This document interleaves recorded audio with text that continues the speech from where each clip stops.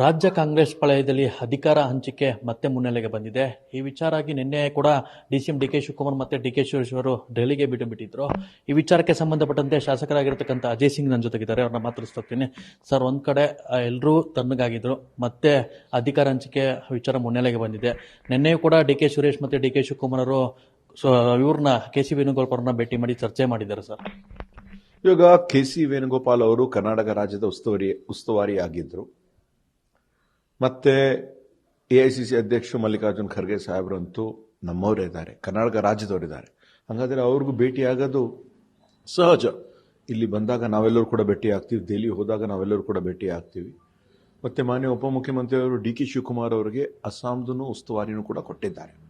ಆ ಒಂದು ಕಾರಣಕ್ಕಾಗಿ ಚುನಾವಣೆ ಯಾವಾಗಲೂ ಎನಿ ಟೈಮ್ ಘೋಷಣೆ ಆಗಬಹುದು.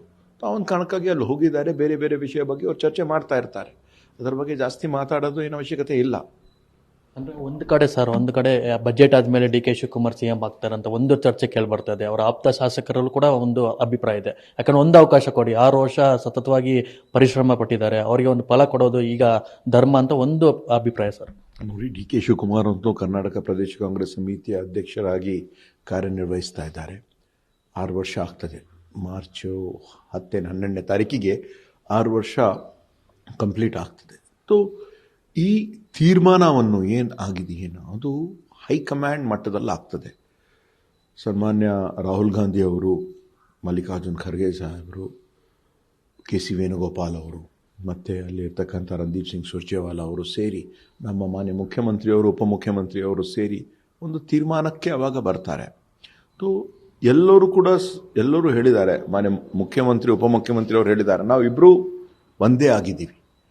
ಹೈಕಮಾಂಡ್ ಏನು ತೀರ್ಮಾನ ಮಾಡ್ತಾರೆ ಅದಕ್ಕೆ ನಾವು ಬದ್ಧರಾಗಿದ್ದೀವಿ ಅಂತ ಹೇಳ್ತಾರೆ. ಹೈಕಮಾಂಡ್ ಏನೂ ಹೇಳಲಿಲ್ಲ. ಬೇರೆಯವರು ಯಾವ ಶಾಸಕರಾಗಲಿ ನಾವೆಲ್ಲೋ ಮಾತಾಡೋದು ಅವಶ್ಯಕತೆನೇ ಇಲ್ಲ, ಅದ್ರ ಬಗ್ಗೆ ಅವಶ್ಯಕತೆನೇ ಇಲ್ಲ. ಹೈಕಮಾಂಡ್ ಏನು ಹೇಳ್ತಾರೆ, ಇವತ್ತು ನಮ್ಮ ಪಕ್ಷದಲ್ಲಿರ್ತಕ್ಕಂಥ 137 ಶಾಸಕರು ಎಲ್ಲರೂ ನಾವು ಬದ್ಧರಾಗಿದ್ದೀವಿ.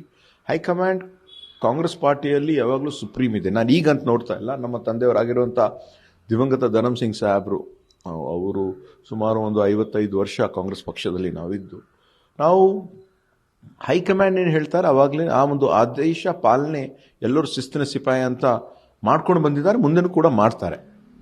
ಒಂದು ಕಡೆ ಈ ಒಂದು ಬೆಳವಣಿಗೆ ಮತ್ತೆ ಸರ್, ಶಾಸಕರು ಫಾರಿನ್ ಟೂರ್ ಹೋಗ್ತಾರೆ ಅಂತ ಒಂದು ಚರ್ಚೆ ಮತ್ತೆ ಮುನ್ನೆಲೆಗೆ ಬಂದಿದೆ. ಪಶುಸಂಗೋಪನಾ ಇಲಾಖೆ ಅಡಿಯಲ್ಲಿ ಸಿಎಂ ಆಪ್ತ ಶಾಸಕರು ಫಾರಿನ್ ಟೂರ್ ಹೋಗ್ತಿದ್ದಾರೆ ಅಂತ, ಆಸ್ಟ್ರೇಲಿಯಾಗಿರ್ಬೋದು, ಒಂದಷ್ಟು ಹೊರ ದೇಶಕ್ಕೆ ಹೋಗಿ ಅಲ್ಲಿ ರಾಜಕಾರಣದ ಬಗ್ಗೆ ಚರ್ಚೆ ಮಾಡ್ತಾರೆ ಅಂತ ಒಂದು ಚರ್ಚೆಗೆ ಬಂದಿದೆ. ಸರ್, ಹೊರದೇಶ ಹೋಗೋದು ಅಧ್ಯಯನ ಮಾಡೋದು ಅನ್ನಿಸ್ತೇನಲ್ಲ.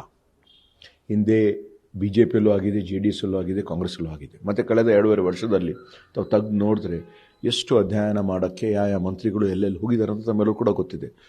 ಒಂದು ಗುಂಪಲ್ಲಿ ಹೋಗ್ತಾ ಇದೆ, ಇದೀ ಒಂದು ಸಂದರ್ಭದಲ್ಲಿದೆ ಅಂದರೆ ಮಾಧ್ಯಮದವರು ಈ ಥರ ಒಂದು ಊಹಾಪೋಹ ಎಬ್ಸ್ತಾ ಇದ್ದಾರೆ, ಬೇರೆ ಏನೂ ಇಲ್ಲ. ಅದರಲ್ಲಿ ಫೈನಲ್ ಕ್ವಶನ್, ಒಂದು ಕಡೆ ಬಜೆಟ್ ಪ್ರಿಪರೇಷನಲ್ಲಿ ಸಿಎಂ ಇದ್ದಾರೆ, ಒಂದು ಕಡೆ ಅಟ್ಲೀಸ್ಟ್ ರಾಜ್ಯ ಸಚಿವ ಸಂಪುಟ ಬದಲಾವಣೆ ಆಗಲಿ, ಒಂದಷ್ಟು ನಿಷ್ಠಾವಂತ ಶಾಸಕರಿಗೆ, ಹಿರಿಯ ಶಾಸಕರಿಗೆ ಅವಕಾಶ ಕೊಡಲಿ ಅಂತ ನಿಮ್ಗೇನಾದ್ರು ಅವಕಾಶ ಕೊಟ್ಟರೆ, ಯಾಕಂದ್ರೆ ನೀವು ಕ್ಷೇತ್ರದಲ್ಲಿ ಬಾರಿ ಒಂದು ಪಕ್ಷ ಸಂಘಟನೆ ಮಾಡಿ ಗೆದ್ದಿದ್ದೀರಾ, ನಿಮಗೂ ಒಂದು ಸಚಿವ ಸ್ಥಾನ ಕೊಟ್ಟರೆ ನಿಮ್ಮ ಒಂದು ಸಮರ್ಥನೆ ಆಗಿರುತ್ತೆ?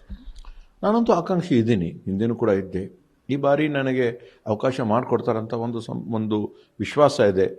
ಅವರು ಭರವಸೆಯನ್ನು ನೀಡಿದ್ದಾರೆ. ಮುಂದೆ ಬರ್ತಕ್ಕಂಥ ದಿನಗಳಲ್ಲಿ ಬಜೆಟ್ ಆದ ನಂತರ ಈ ಒಂದು ಕ್ಯಾಬಿನೆಟ್ ಎಕ್ಸ್ಪ್ಯಾನ್ಷನ್ ಆಗ್ಬೋದು ಅಂತ ಒಂದು ಸಂದರ್ಭದಲ್ಲಿ ನಮಗೆಲ್ಲ ಅವಕಾಶ ಕೊಡ್ತಾರೆ ಅಂತ ಒಂದು ವಿಶ್ವಾಸ ಇದೆ.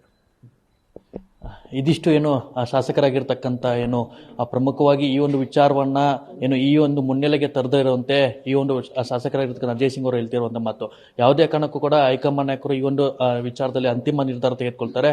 ಎಲ್ಲ ಶಾಸಕರು ಕೂಡ 136 ಶಾಸಕರು ಕೂಡ ಈ ಒಂದು ವಿಚಾರದಲ್ಲಿ ಒಗ್ಗಟ್ಟಾಗಿರ್ತಕ್ಕಂಥ ಅಂತ ಒಂದು ಶಾಸಕರಾಗಿರ್ತಕ್ಕಂಥ ಅಜಯ್ ಸಿಂಗ್ ಅವರು ಹೇಳ್ತಿರ್ತಕ್ಕಂಥ ಮಾತು. ಕ್ಯಾಮ್ರಾ ಪರ್ಸನ್ ಅನಿಲ್ ಜೊತೆ ಅಭಿಷೇಕ್, ಕರ್ನಾಟಕ ನ್ಯೂಸ್ ಬೀಟ್, ಬೆಂಗಳೂರು.